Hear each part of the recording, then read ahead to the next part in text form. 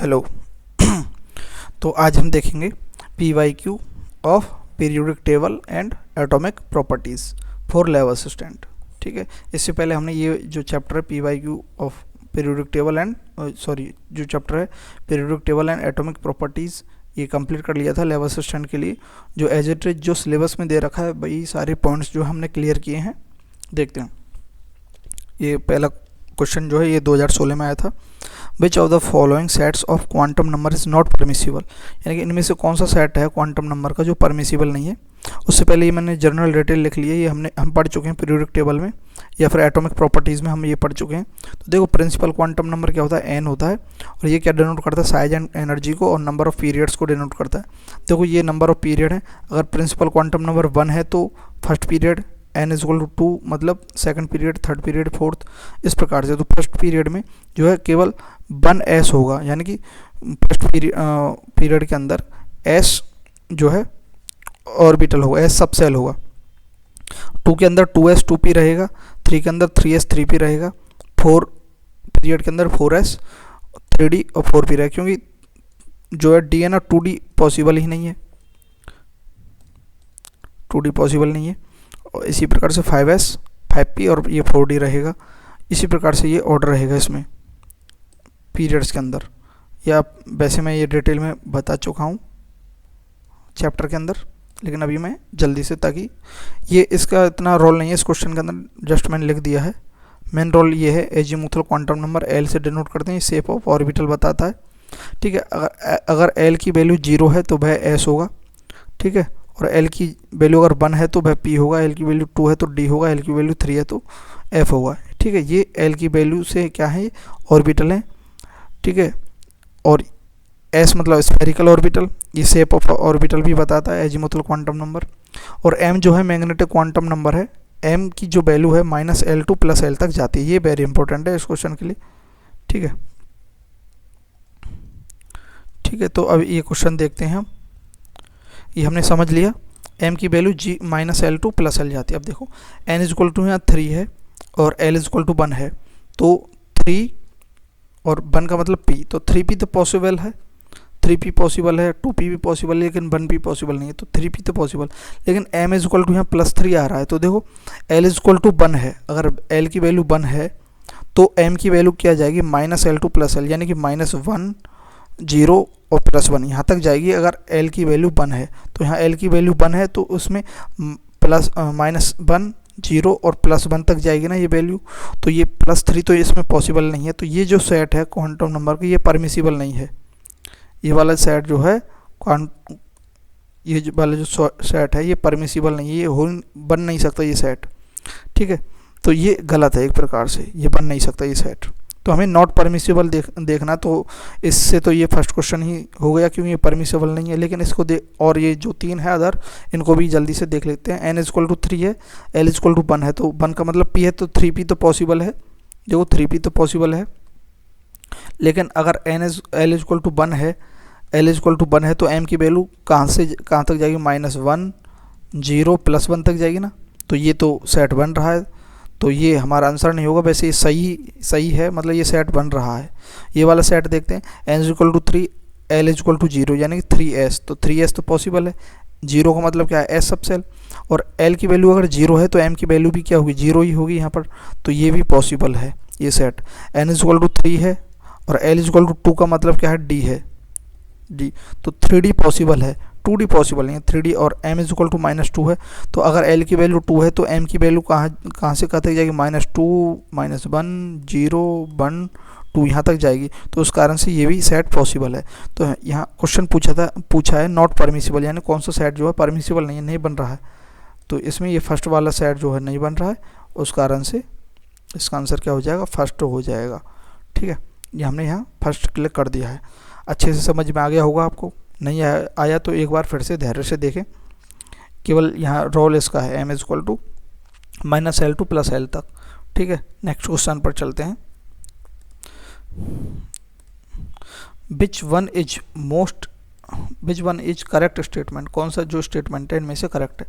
तो आइसोटॉप्स और आइसोबार देखा है। तो आइसोटॉप्स क्या है, एटॉमिक नंबर सेम, मतलब नंबर ऑफ प्रोटॉन सेम और न्यूट्रॉन डिफरेंट, ऐसे एलिमेंट जो है, ठीक है, उसमें तो क्या होगा आइसोटॉप्स। और आइसोबार क्या होता है, इसमें जो प्रोटॉन का नंबर है, प्रोटॉन का नंबर या फिर एटॉमिक नंबर जो है, एटॉमिक नंबर जो है different, but proton plus neutron, यानी कि जो प्रोटॉन प्लस न्यूट्रॉन है ये क्या होता है, मास ऑफ एटम होता है ना, मास ऑफ एटम, ये क्या है सेम, तो ये आइसोबार बोलते हैं बस। अब देखो इस क्वेश्चन को सॉल्व करते हैं। के पोटेशियम 19 और एटॉमिक मास 40 एंड कैल्शियम 20 और एटॉमिक मास 40 आर आइसोबार। तो देखो इसमें जो प्रोटॉन है 19 है, इसमें प्रोटॉन 19 है, लेकिन प्रोटॉन और न्यूट्रॉन यानी कि एटॉमिक वेट जो है, एटॉमिक मास जो है वह 40 बन रहा है। यानी कि इस जो पोटेशियम है, पोटेशियम के अंदर प्रोटॉन तो कितने हैं 19 है और न्यूट्रॉन कितने हैं 21 है, तो इसका जो एडिशन करेंगे वह 40 आ रहा है। और कैल्शियम के अंदर प्रोटॉन भी 20 है, प्रोटॉन 20 है और न्यूट्रॉन जो है, न्यूट्रॉन भी 20 है, तो इसका जो एडिशन करेंगे, सम करेंगे तो 40 आएगा। तो यानी कि ये क्या आइसोबार है। अगर जो है एटॉमिक वेट इक्वल आता है, सेम आता है, तो वह क्या आइसोबार है। और एटॉमिक नंबर डिफरेंट है, तो ये आइसोबार है, हाँ ये आइसोबार है, सही बात है। दूसरा देखते हैं, ये रहा कैल्शियम 35 Cl 37 इसका एटॉमिक वेट है, Cl 17 और 37 भी इसका एटॉमिक वेट है। तो देखो ये जो है ये कंडीशन बना रही है, तो ये क्या है, एटॉमिक नंबर जो है वह सेम है, यानी कि प्रोटॉन का नंबर तो सेम है लेकिन न्यूट्रॉन का नंबर डिफरेंट है, यानी कि एटॉमिक वेट डिफरेंट है। तो ये क्या हुआ, आइसोटॉप्स हुआ। क्लोरीन के 2 आइसोटॉप्स हैं, ठीक है, तो ये आइसोटॉप्स है, हाँ ये आइसोटॉप्स है, देख लो बोली। इसमें प्रोटॉन कितने हैं इस वाले क्लोरीन में, इस वाले में 17 प्रोटॉन, और न्यूट्रॉन कितने हैं 18 न्यूट्रॉन 18, ठीक है। इसमें कितने हैं, प्रोटॉन तो 17 ही है लेकिन न्यूट्रॉन कितने हैं 20 इसमें न्यूट्रॉन है। तो ये जो है डिफरेंट है, यानी कि न्यूट्रॉन डिफरेंट होते हैं और प्रोटॉन सेम होते हैं, तो वे क्या होता है आइसोटॉप्स होता है। तो ये आइसोटॉप्स है, हाँ ये आइसोटॉप्स है।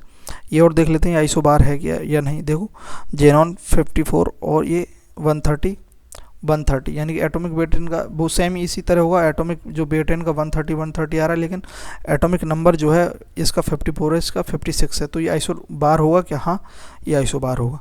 तो ये जो सारे के सारे करेक्ट स्टेटमेंट है, ऑल ऑफ द अबव जो करेक्ट है, इस कारण से इसका आंसर क्या हो जाएगा, ये 4th इसका आंसर है, ठीक है। नेक्स्ट क्वेश्चन चलते हैं। वैसे ये जो है केमिस्ट्री के अंदर जो पीरियोडिक टेबल और एटॉमिक प्रॉपर्टीज है उसके सिलेबस के अंदर ये नहीं दे रखा है। डिटेल सिलेबस हमने देखा था जब हमने चैप्टर पढ़ा था, ये फिजिक्स में दे रखा, फिजिक्स में भी है ना एटम, उसके अंदर है ये डिटेल में, तो वैसे हमने ये पढ़ लिया, यहाँ पर भी अच्छी बात है। Next question, electronic configuration 1s2 2s2 2px2 2py2 2pz0 is not obeying the law. कौन सा लॉ फॉलो नहीं करता, तो यहाँ कुछ लॉ लिखे हुए हैं, तो पहले हम देख लेते हैं 1s2। तो एस सब सेल के अंदर, एस सब सेल जो है उसके अंदर एक खुद ही एक ही ऑर्बिटल होता है, यही एफ सब सेल और यही ऑर्बिटल। और पी सब सेल के अंदर पी सब सेल बना देते हैं हम, ये पी सब सेल है। वैसे हमने डिटेल में सारा पढ़ लिया है। इसमें 3 ऑर्बिटल 1 2 3, ये क्या पी एक्स, ये क्या पी वाई और ये क्या पी जेड, ठीक है। ये इसमें 3 ऑर्बिटल है, ठीक है। तो अब देखो अभी हमने यहीं 2 तक लिखा क्योंकि यहीं तक हमारा काम है, और डी में क्या होते हैं 5 ऑर्बिटल होते हैं, ठीक है, डी सब सेल के अंदर। तो देखो कौन सा जो लॉ है ये फॉलो नहीं कर रहा है, ये जो कॉन्फ़िगरेशन है। तो देखो पॉलीज एक्सक्लूशन प्रिंसिपल क्या था, पॉलीज एक्सक्लूशन प्रिंसिपल ये क्या था, हमने पढ़ा था ना, ये बोलता है कि जो कोई भी कॉन्फ़िगरेशन है या फिर किसी भी जो एटम का जो है, एटम के अंदर जो क्वांटम नंबर से हम डिनोट करते हैं, एटम के अंदर इलेक्ट्रॉन्स का जो पोजीशन है क्वांटम नंबर से डिनोट करते हैं। तो इसमें क्या 4 सेट जो हैं, 2 इलेक्ट्रॉन जो हैं, 2 electron no 2 electron have same set of 4 quantum number. Quantum number का जो सेट है उसको 2 इलेक्ट्रॉन एक साथ फॉलो नहीं कर सकते। मतलब कि जैसे कि हमने पहले देख लिया था, मतलब कि जैसे कोई भी इलेक्ट्रॉन है वह 2p के अंदर है, 2p x के अंदर है, ठीक है। तो वह क्या होगा, या तो उसका स्पिन क्या होगा, +½ या फिर -½ स्पिन रहेगा। एक इलेक्ट्रॉन, यानी कि जैसे मान लेते हैं हम यहाँ पर एक कोई इलेक्ट्रॉन है, तो इस इलेक्ट्रॉन का अगर हम, ये 2p सेल है, ठीक है, इसका अगर हम पोजीशन देखें तो ये क्या है, किस में है, 2px में है। अब ये क्या है, s क्या है इसका ऑर्बिटल, ये क्लॉकवाइज है, एंटी क्लॉकवाइज है, तो ये +½ तो ये सेम नहीं है। और दूसरा ये इलेक्ट्रॉन रहा, ये इसका क्या है 2px -½ यानी कि एक इलेक्ट्रॉन जो है, 2 इलेक्ट्रॉन जो हैं एक सेम जो है पोजीशन या सेम लोकेशन नहीं बता सकते, एक ना एक डिफरेंट रहेगा उसमें, ठीक है। तो इसका मतलब ये रहा पॉलीज जो एक्सक्लूजन प्रिंसिपल था, ये उसका मतलब रहा।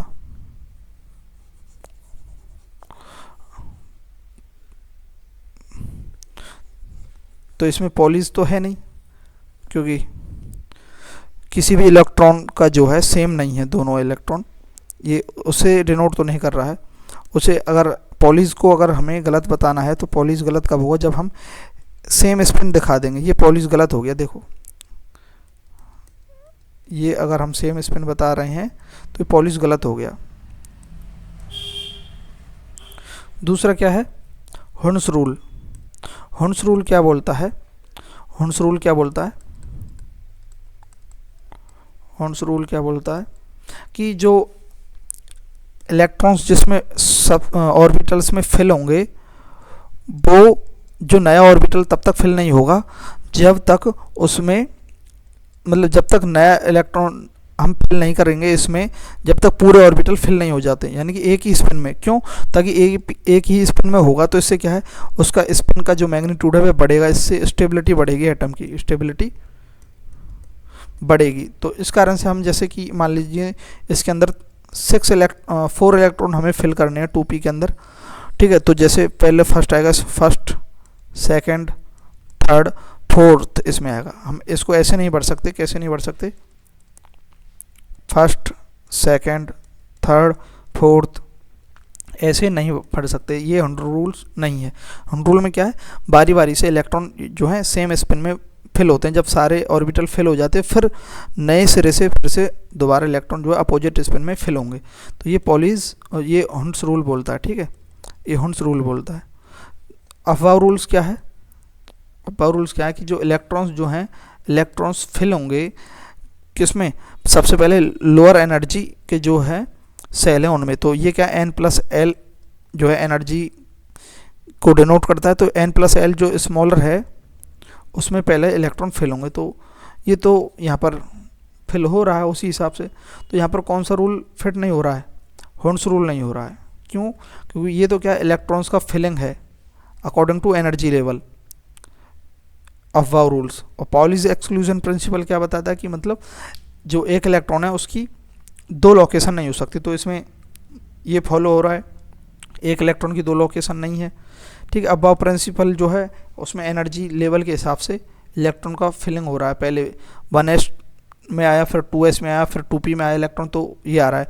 अफबाउ रूल भी फॉलो हो रहा है, ये आप डिटेल में अच्छे से चैप्टर में देख सकते हैं।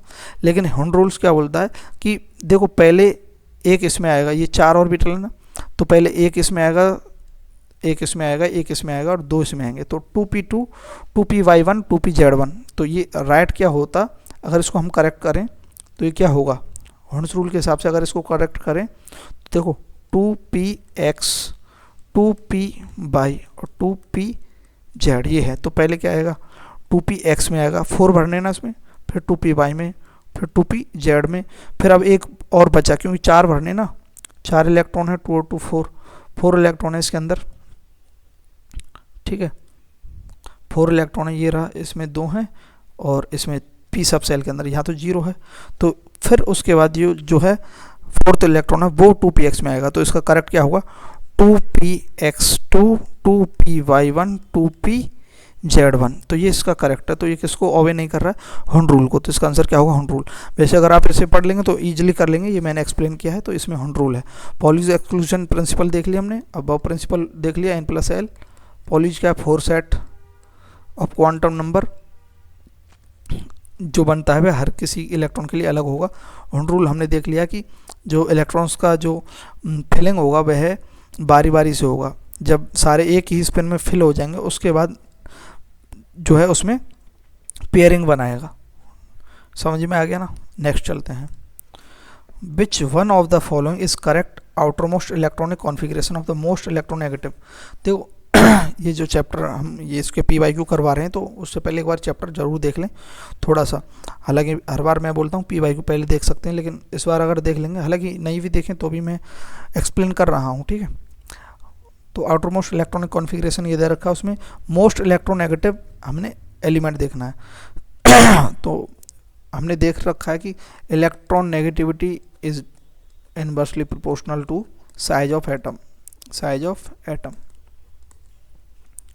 तो ये बेसिक सा रूल है, और हमने उसमें याद भी करवा रखा है। सबसे ज़्यादा इलेक्ट्रॉन नेगेटिविटी जो है फ्लोरीन की, फिर ऑक्सीजन की, फिर नाइट्रोजन की, फिर कार्बन की, ठीक है। ये एक जो सीरीज है, पीरियड है, उसमें है सेकंड पीरियड जो है उसकी जो है ये इलेक्ट्रॉन नेगेटिविटी का ऑर्डर है। तो अब देखते हैं यहाँ पर साइज के अकॉर्डिंग देखते हैं। तो देखो ये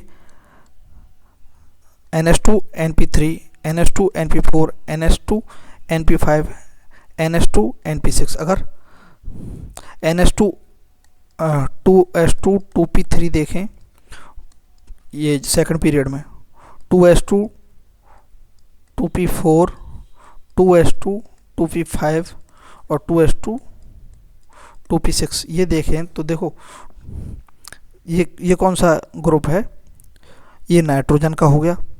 आउटर मोस्ट इलेक्ट्रॉन कॉन्फ़िगरेशन देखें तो यहाँ पर क्या हीलियम जो है गैस है, तो इसके टोटल कितने नंबर हो गए एटॉमिक नंबर, 2 2 4 और 3 7। तो 7 किसका है, नाइट्रोजन का। इसमें ये क्या है, ऑक्सीजन है। इसमें ये क्या है, फ्लोरीन है। और ये क्या है, नियोन है, नियोन है। ये लगाएं तो देखो सबसे ज़्यादा जो छोटा कौन है साइज में, ये पीरियड्स में इस प्रकार से जा रहे हैं, तो साइज में छोटा कौन है, फ्लोरीन। फ्लोरीन साइज में छोटा है तो उसकी इलेक्ट्रोनेगेटिविटी ज़्यादा होगी। फिर ऑक्सीजन उससे बड़ा है तो उसकी ऑक्सीजन की थोड़ी ज़्यादा होगी, और ऑक्सीजन से ज़्यादा बड़ा है नाइट्रोजन तो उसकी और भी कम होगी। तो ये इसका ऑर्डर हो जाएगा।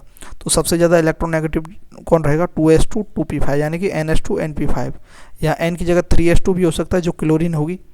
3S2 3P5 जो होगा वह क्या होगी, क्लोरीन। तो उसमें इसमें ऑर्डर देखेंगे, और ये S और ये क्या है P, फॉस्फोरस सल्फर और क्लोरीन होगा। अगर यहाँ अगर हम N = 3 रख देते हैं तो ठीक है, 3S2 3P3 3S2 3P4, तो उसमें भी सबसे ज़्यादा इलेक्ट्रोनेगेटिविटी क्योंकि इस प्रकार से ऐसे जाते हैं तो साइज घट रहा है, साइज क्या हो रहा है, घट रहा है, तो इलेक्ट्रोनेगेटिविटी बढ़ेगी, तो इसकी ज़्यादा होगी इससे, ठीक है। इस प्रकार ये ऑर्डर रहेगा। तो सीधी सी बात है, सबसे ज़्यादा इलेक्ट्रोनेगेटिविटी कौन रहेगा, NH2 NP5 रहेगा। अब क्वेश्चन ये आता है कि NH2 NP6 क्यों रहेगा, क्योंकि वह क्या है, इनर्ट गैस है, ठीक है। हेलोजन इनर्ट गैस है, हेलोजन का ज़्यादा होता है इलेक्ट्रोनेगेटिविटी। ये क्या है, इनर्ट गैस है, नियोन इनर्ट गैस है। तो वंडरवॉल इसमें अंदर वंडरवॉल जो है बॉन्ड बनेगा, तो उसके कारण से ये गैसियस है, तो इसके एटम्स बहुत दूर दूर होते हैं, तो इसका साइज क्या होता है, बड़ा होता है। वंडरवॉल रेडियस होती है, साइज बड़ा होता है, तो इलेक्ट्रोनेगेटिविटी इसकी कम होती है, बहुत कम होती है। अपनी और इलेक्ट्रॉन ये खींचेगा ही नहीं, ठीक है। दूसरा उससे भी देखें तो इसके लिए 1 इलेक्ट्रॉन चाहिए, तो वह इलेक्ट्रॉन को बहुत जल्दी खींचेगा। इसके लिए 1 इलेक्ट्रॉन चाहिए, इसके लिए 2 इलेक्ट्रॉन चाहिए, और इसके लिए 3 चाहिए। और ये वैसे भी इसका जो है हाफ फील्ड ऑर्बिटल है, तो ये थोड़ा स्टेबल है, तो ये बोलेगा 3 इलेक्ट्रॉन दे तो दे, नहीं दे तो कोई ज़रूरी नहीं है। लेकिन ये जो है इसके लिए 1 इलेक्ट्रॉन चाहिए बस, तो ये ज़्यादा मेहनत करेगा, केवल 1। इसके लिए 2 है तो ये थोड़ा कम करेगा। ऐसे भी आप समझ सकते हैं, लेकिन ये अच्छा है कि ये कॉन्सेप्ट है electronegativity inversely proportional to size of atom, ठीक है। नेक्स्ट क्वेश्चन चलते हैं। तो इसका आंसर क्या होगा, थर्ड होगा। समझ में आया।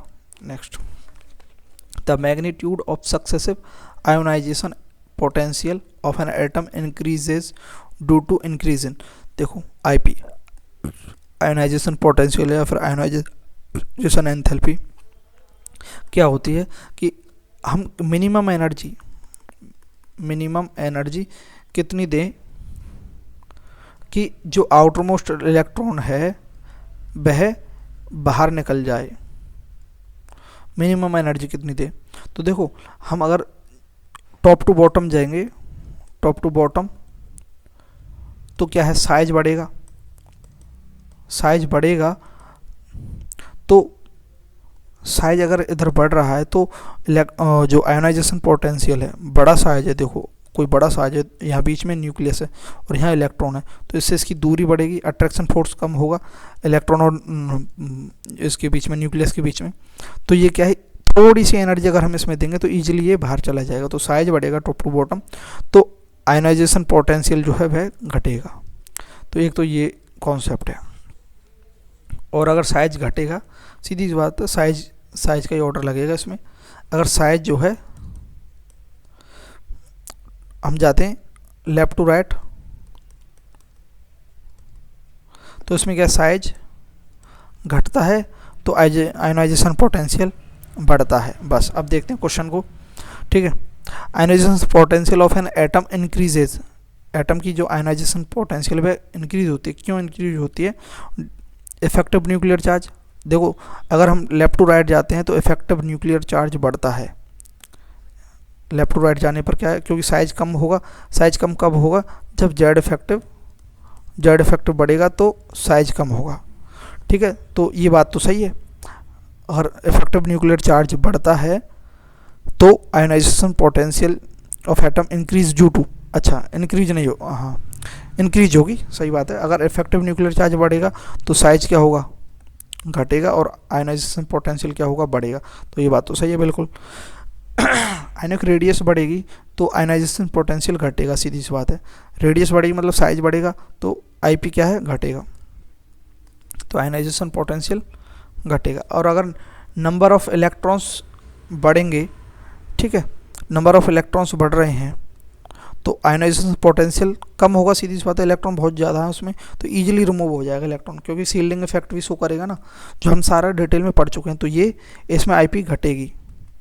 ऑल ऑफ द अबव तो होगा ही नहीं। तो atom increases due to increase in, किसमें? आयोनाइजेशन पोटेंशियल किसकी बढ़ रही है? इसी की बढ़ रही है। फर्स्ट ऑप्शन जो है राइट होगा। इन दोनों में तो क्या है? आईपी घट रही है। अगर नंबर ऑफ इलेक्ट्रॉन बढ़ेंगे तो भी आईपी घटेगी। किसी के पास ज़्यादा इलेक्ट्रॉन है, यहाँ ज़्यादा इलेक्ट्रॉन है और यहाँ पर भी इलेक्ट्रॉन है, तो ये आपस में एक दूसरे को रिपेल करेंगे, इसे स्क्रीनिंग इफेक्ट बोलते हैं। ये भी जो पास वाले इलेक्ट्रॉन है इस इलेक्ट्रॉन को रिपेल करेंगे, तो ये ईजिली रिमूव हो जाएगा। तो इसकी आयोनाइजेशन पोटेंशियल वह कम होगी, घटेगी, ठीक है। तो बढ़ेगी किसकी? इफेक्टिव न्यूक्लियर चार्ज बढ़ेगा तो आयोनाइजेशन पोटेंशियल बढ़ेगी, यानी कि जो एनर्जी लगानी पड़ रही है वह ज़्यादा लगानी पड़ेगी, तो आईपी उसमें बढ़ जाएगी। तो ऑप्शन इसका फर्स्ट जो है करेक्ट हो जाएगा। नेक्स्ट अगर हम चलते हैं, नेक्स्ट क्वेश्चन क्या है? Which of the following is acidic in nature, कौन सा जो है एसिडिक है इन नेचर के अंदर? तो देखते हैं। तो हमने देखा था, हमने पढ़ चुके हैं हम कि जो मेटल ऑक्साइड होते हैं, मेटल ऑक्साइड बेसिक होते हैं और नॉन मेटल ऑक्साइड एसिडिक होते हैं, और कुछ जो है एम्फोटेरिक होते हैं, एम्फोटेरिक होते हैं कुछ ऑक्साइड्स। अब वो एम्फोटेरिक कौन से होते हैं?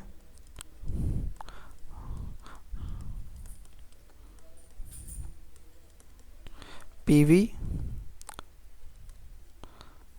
SN GE और Cr+3, ये क्या है? एम्फोटेरिक है। तो अब देखो एल्युमिनियम आ रहा है, एल्युमिनियम हाइड्रोक्साइड AlOH का होल्ट्राइस, तो ये क्या है? एम्फोटेरिक है। तो एसिडिक तो ये नहीं रहेगा, ये क्या है? एम्फोटेरिक।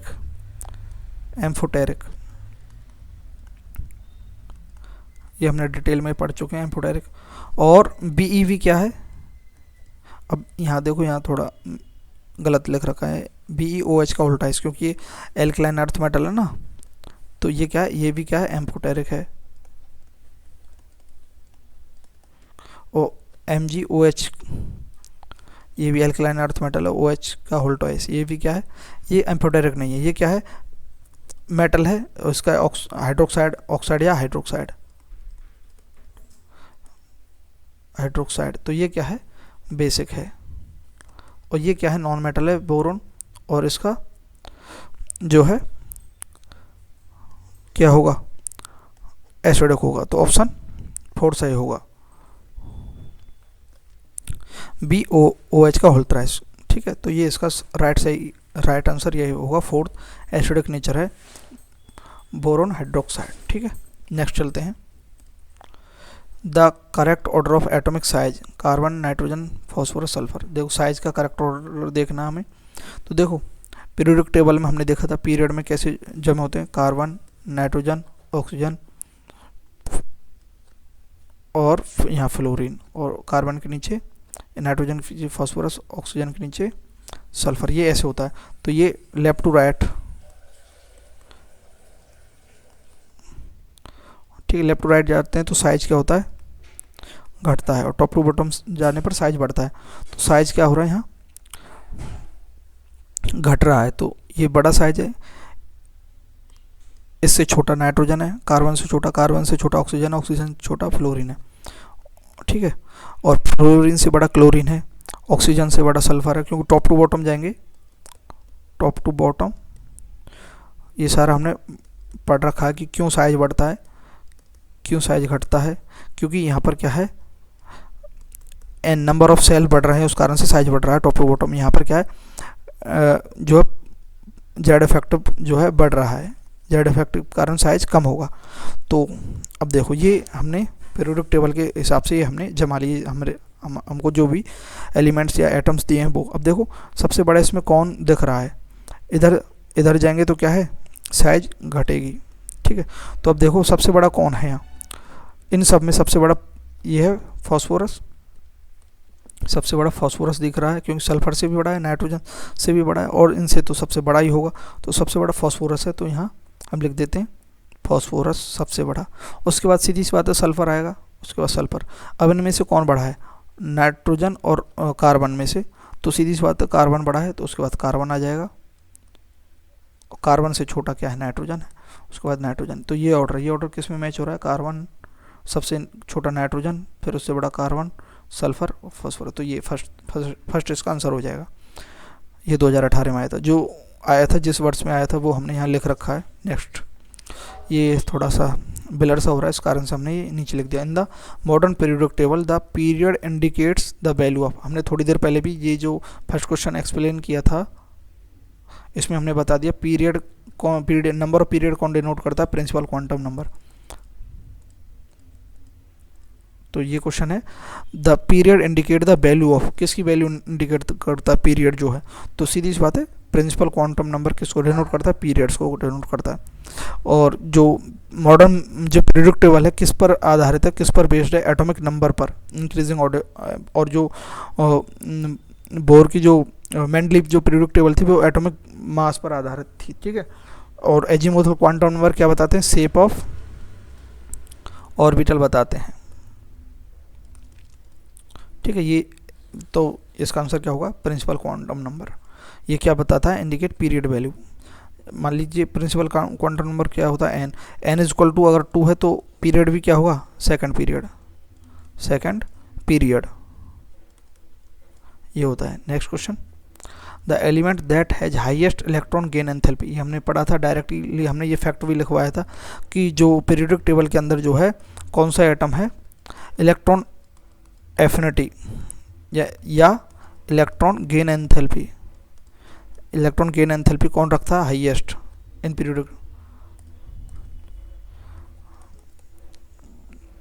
पीरियोडिक टेबल, कौन है, क्लोरीन है। ये हमने फैक्ट लिखवाया था, ये लिखा हुआ है, तो इसका आंसर क्या होगा, बी, क्लोरीन जो है हाईएस्ट इलेक्ट्रॉन गेन एंथैल्पी रखता है। ठीक है, next, the electron negativities of the following element, इन सारे एलिमेंट की इलेक्ट्रॉन नेगेटिविटी देखते हैं। तो इलेक्ट्रॉन नेगेटिविटी का ऑर्डर क्या होता है, पहले भी आया क्या इलेक्ट्रॉन नेगेटिविटी का कोई क्वेश्चन, ये रहा एक इलेक्ट्रोनेगेटिविटी क्वेश्चन, ये हमने कर लिया है, ये ऑर्डर हमने देख लिया है, साइज के अकॉर्डिंग रहता है। तो सीधी सी बात है, electronegativity is inversely proportional to size, size बढ़ेगा इलेक्ट्रोनेगेटिविटी कम होगी, सीधी सी बात है। ठीक है, तो देखो इसमें हाइड्रोजन को छोड़ देते हैं, ठीक है, हाइड्रोजन एक एक्सेप्शन है इसमें। और ऑर्डर भी क्या है, सबसे ज़्यादा क्या होती है, फ्लोरीन की, फिर ऑक्सीजन की, फिर नाइट्रोजन की, फिर कार्बन की। अगर हम एक पीरियड में देखें, सेकंड पीरियड की बात है ये, ठीक है, सेकंड पीरियड। और अगर हम एक जो है वैसे देखें सीक्वेंस में, तो फ्लोरीन से कम ऑक्सीजन, ऑक्सीजन से कम क्लोरीन की होती है, क्लोरीन से कम होती है नाइट्रोजन की, और उससे भी कम होती है कार्बन की। ये ऑर्डर याद रखना है। तो हाइड्रोजन की तो सबसे कम होती है इलेक्ट्रोनेगेटिविटी, ये बात इंपॉर्टेंट है। हाइड्रोजन लोएस्ट इलेक्ट्रोनेगेटिविटी, ठीक है। तो अब देखते हैं इसमें ऑर्डर, तो सबसे ज़्यादा किसकी होगी, फ्लोरीन की, 2 ऑप्शन में आ रहा है। उससे कम क्या है, क्लोरीन तो होगा ही नहीं, क्योंकि फ्लोरीन से जो है जस्ट बड़ा जो साइज में है वह ऑक्सीजन ही है। साइज के अकॉर्डिंग भी देखें तो देखो, साइज के अकॉर्डिंग भी देखें तो भी ये ऑर्डर बन रहा है। तो उसके बाद ऑक्सीजन के बाद क्या है, क्लोरीन। अच्छा, हमने इसमें देखना है सल्फर में, ठीक है, और सीधी सी बात है उसके बाद सल्फर ही आएगा, इनके बाद क्या है, सल्फर ही आएगा। अगर कार्बन आता तो उसकी होती, लेकिन यहाँ सल्फर आएगा, उसके बाद सल्फर और सबसे कम हाइड्रोजन। तो ये ऑप्शन है, यहाँ सल्फर दे रखा है। तो ये तीनों की तो जो है इसकी 4 के लगभग होती है, ऑक्सीजन की 3.5 के लगभग होती है, क्लोरीन की भी 3.5 यानी 3.2 के लगभग होती है, नाइट्रोजन की 3 के लगभग होती है। ये एक बार अगर ये कुछ एलिमेंट है इनकी ही बार बार पूछी जाती है, तो इसका राइट जो आंसर होगा क्या होगा, डी होगा, डी। फ्लोरीन की सबसे ज़्यादा, उससे कम ऑक्सीजन, फिर क्लोरीन, फिर sulphur, hydrogen. Next, atomic number of an element is 11, it's oxide will be. अगर 11 जो है एटॉमिक नंबर है तो उसका ऑक्साइड क्या होगा, 11 एटॉमिक नंबर है तो इसका अगर इलेक्ट्रॉनिक कॉन्फ़िगरेशन निकालें तो 1s2 2s2 2p 6 कितना हो गया, 1s2 2s2 2p 6, और उसके बाद आता है 3s1, 3 सब सेल स्टार्ट हो जाता है 3s1। तो देखो ये जो इलेक्ट्रॉनिक कॉन्फ़िगरेशन है एन एस और एन माइनस, या फिर ये जो इलेक्ट्रॉनिक कॉन्फ़िगरेशन है किसका है, NS1 और NS2। ये जो इलेक्ट्रॉन आउटर मोस्ट शेल हैं ये तो हैं एल्कली मेटल, ये क्या है, एल्कलाइन लाइन अर्थ मेटल। ये आउटर मोस्ट सेल क्या है, इसमें 3 है, तो 3s1 ये क्या है, एल्कली मेटल है। इससे हमने पता लगा लिया, पीरियोडिक टेबल में हमने देखा था, ठीक है। तो 3s1, और वैसे भी जो है 11 किसका होता है, सोडियम का होता है। तो इसके जो है ऑक्साइड क्या होंगे, सीधी सी बात है बेसिक होंगे, मेटल, ये मेटल है, एल्कली मेटल है, और NS2 एल्कलाइन अर्थ मेटल है। ये सारा हमने पीरियोडिक टेबल में देखा था कि NS1 जो आउटर मोस्ट आता है तो एल्कली मेटल होता है, और एल्कलाइन अर्थ मेटल जो है वह NS2 होता है। तो ये मेटल है, तो मेटल के क्या होते हैं, ऑक्साइड जो होते हैं वो क्या होते हैं, बेसिक होते हैं, बेसिक। तो ये क्या है, बेसिक है इसका answer. Next question, total number of orbital in fourth shell would be. Fourth shell है उसके अंदर टोटल नंबर ऑफ, को इसमें देखते हैं, total number of orbital in fourth shell would be. तो फोर्थ सेल है, फोर्थ सेल के अंदर ऑर्बिटल कौन कौन से आ सकते हैं, 4s आ सकता है, 4p आ सकता है, 4d आ सकता है, 4f, ये सारे पॉसिबल हैं। तो अगर हम वैसे कॉन्सेप्ट से देखें तो इसमें टोटल कितने ऑर्बिटल हो जाएंगे, s के अंदर कितने होते हैं, 1 ऑर्बिटल होता है, p के अंदर 3 ऑर्बिटल होते हैं, d के अंदर 5 ऑर्बिटल होते हैं, f के अंदर कितने ऑर्बिटल होते हैं, 7 ऑर्बिटल होते हैं। तो इसका एडिशन करेंगे तो 16 आता है। ये कैसे, आपने देखो ये d ऑर्बिटल है उसके अंदर 5 होते हैं ना, और p के अंदर 3 होते हैं ना, s तो खुद एक होता ही है, और f के अंदर कितने ऑर्बिटल होते हैं, 7 होते हैं, ठीक है, ये ऑर्बिटल होते हैं। तो अगर इनको ऐड करेंगे तो 16 आ जाएगा। दूसरा है number of orbitals in a shell is equal to n square. तो n क्या है यहाँ, 4, तो 4 का स्क्वायर करेंगे तो कितना आ जाएगा, 16। तो इसका राइट आंसर क्या होगा, 16 हो जाएगा। 16 राइट आंसर इसका हो जाएगा। नेक्स्ट क्वेश्चन पर चलते हैं। Aufbau principle implies that a new electron will be enter an orbital for which. Aufbau rules क्या बोलता है कि नया इलेक्ट्रॉन कहाँ पर एंटर करेगा, तो मिनिमम एनर्जी में इलेक्ट्रॉन पहले फर्स्टली एंटर करेगा। तो वो क्या होगा कि मिनिमम एनर्जी क्या है, n+l की वैल्यू लोअर वैल्यू होगी, उसमें इलेक्ट्रॉन पहले एंटर करेगा। तो enter an orbital for which n has a lower value, केवल n नहीं, n+l लोअर वैल्यू। अगर n+l की वैल्यू इक्वल आ जाती है, n+l की वैल्यू इक्वल आ जाती है, तब हम लोअर n लेते हैं। ठीक है, तो ये तो नहीं होगा। l हैज़ लोअर वैल्यू, ये तो बिल्कुल ही नहीं होगा। n+l वैल्यू इज मैक्सिमम नहीं होगा, मिनिमम वैल्यू, तो ये n+l वैल्यू इज मिनिमम, तो डी इसका राइट आंसर हो जाएगा। ये अबव प्रिंसिपल में हमने पढ़ लिया था। ठीक है, नेक्स्ट क्वेश्चन देखते हैं। Moving from left to right across a period, एक पीरियड के अक्रॉस लेफ्ट टू राइट जाएंगे तो क्या होगा, लेफ्ट टू राइट जाएंगे तो क्या होगा, atomic size decrease due to, हाँ एटॉमिक साइज क्या होगा, साइज डिक्रीज होगा। क्यों होगा, क्योंकि Z effective, left to right जाने पर जेड इफेक्टिव या फिर जो है न्यूक्लियर फोर्स ऑफ अट्रैक्शन या फिर नेट न्यूक्लियर अट्रैक्शन जो है बढ़ता है। तो शील्डिंग इफेक्ट बढ़ता है लेफ्ट टू राइट जाने पर, लेकिन जेड इफेक्टिव जो है वह बहुत ज़्यादा बढ़ता है। तो साइज जो है जेड इफेक्टिव के कारण जो है डिक्रीज होता है। तो शील्डिंग इफेक्ट तो यहाँ होगा ही नहीं आंसर। फोटोइलेक्ट्रिक इफेक्ट तो होगा ही नहीं बिल्कुल। ठीक है, increasing in nuclear force of attraction, हाँ न्यूक्लियर फोर्स ऑफ अट्रैक्शन यहाँ इंक्रीज होता है। ठीक है, तो ये बात तो है। डिक्रीजिंग न्यूक्लियर फोर्स ये बात नहीं होगी, तो राइट आंसर सी हो जाएगा इसका। ठीक है, 79 हो गया। 80 वाला ये नेक्स्ट क्वेश्चन जो है, जो क्वेश्चन आए थे वो ईयर यहाँ लिखा हुआ है। The order of decreasing ionisation enthalpy of alkali metal, सीधी सी बात है, इसमें कोई एक्सेप्शन नहीं है। टॉप टू बॉटम जाने पर एल्कली मेटल के अंदर जो है आयोनाइजेशन जो एंथैल्पी है वह क्या होगी, घटेगी, डिक्रीज, आईपी डिक्रीज, क्योंकि साइज लेफ्ट टू राइट जाने पर इंक्रीज होता है। तो आयोनाइजेशन पोटेंशियल जो है, आयोनाइजेशन एंथैल्पी जो है वह क्या होगी, डिक्रीज होगी। तो सोडियम की ज़्यादा होगी, नहीं, सोडियम से कम लिथियम की, ये गलत है, लिथियम की सबसे ज़्यादा ये होगी, लिथियम से कम सोडियम, सोडियम से कम पोटेशियम, पोटेशियम कम रुबिडियम, तो आंसर डी हो जाएगा। ये ऑर्डर ही तो है, लिथियम, सोडियम, पोटेशियम, रुबिडियम। ये लिथियम से बड़ा सोडियम, सोडियम से बड़ा पोटेशियम, पोटेशियम से बड़ा रुबिडियम, तो इसकी जो आयोनाइजेशन जो एंथैल्पी जस्ट अपोजिट हो जाएगी, तो इसका राइट आंसर डी हो जाएगा। नेक्स्ट क्वेश्चन पर चलते हैं। Which of the following species has highest electron affinity. अब देखो इनमें से जो एलिमेंट्स दिए हैं उनमें से हाईएस्ट इलेक्ट्रॉन एफिनिटी जो होती है वह क्या होती है, इलेक्ट्रॉन लेने की टेंडेंसी।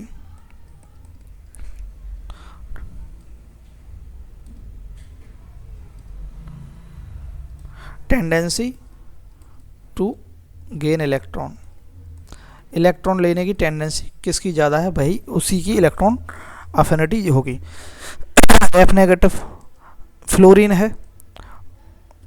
है और नेगेटिव चार्ज है, तो इसका तो ऑक्टेट कंप्लीट हो गया, तो ये और इलेक्ट्रॉन नहीं लेगा। ऑक्सीजन है, इसका भी ओ नेगेटिव एक आ गया, तो इसके अंदर 7 इलेक्ट्रॉन आ गए हैं, एक और चाहिए, ऑक्टेट कंप्लीट नहीं है। लेकिन ये जो है इतना वो नहीं करेगा, क्योंकि इस एक और इलेक्ट्रॉन लेने पर इलेक्ट्रॉन को रिपेल करेगा। ऑक्सीजन उससे कम इलेक्ट्रॉन एफिनिटी ज़्यादा है, ओ नेगेटिव से ज़्यादा है इलेक्ट्रॉन एफिनिटी, क्योंकि लेना चाहेगा। लेकिन Na+ तो ये तो बिल्कुल ही लेना चाहेगा Na+, क्योंकि इस जो भी कोई भी कैटायन होता है, कैटायन की इलेक्ट्रॉन एफिनिटी जो होती है हमेशा हायर होती है। तो सीधी सी बात है, डी इसका राइट आंसर हो जाएगा। D right, Na+ electron affinity सबसे ज़्यादा इसी की होगी। ठीक है, नेक्स्ट चलते हैं। As we move away from the nucleus the energy of orbit. देखो जैसे ये है, जैसे जैसे हम न्यूक्लियस से दूर जाते जाएंगे, नंबर ऑफ सेल या फिर ऑर्बिट का जो नंबर, ये N1 है, N2 है, ये N3 है, ये N4 है, N5 है, तो नंबर ऑफ ऑर्बिटल बढ़ेगा। तो N = N क्या शो करता है, एनर्जी एंड साइज।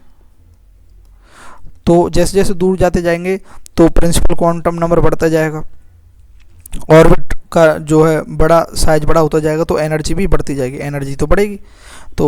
तो एनर्जी ऑफ ऑर्बिटल इंक्रीज होगा, तो एनर्जी इंक्रीज होगी, लेकिन एनर्जी तो इंक्रीज होगी लेकिन फोर्स ऑफ अट्रैक्शन इनके बीच में क्या होगा, डिक्रीज होगा।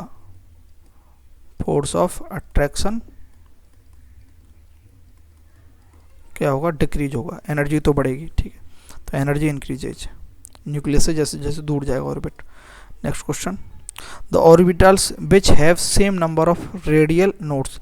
देखो एंगुलर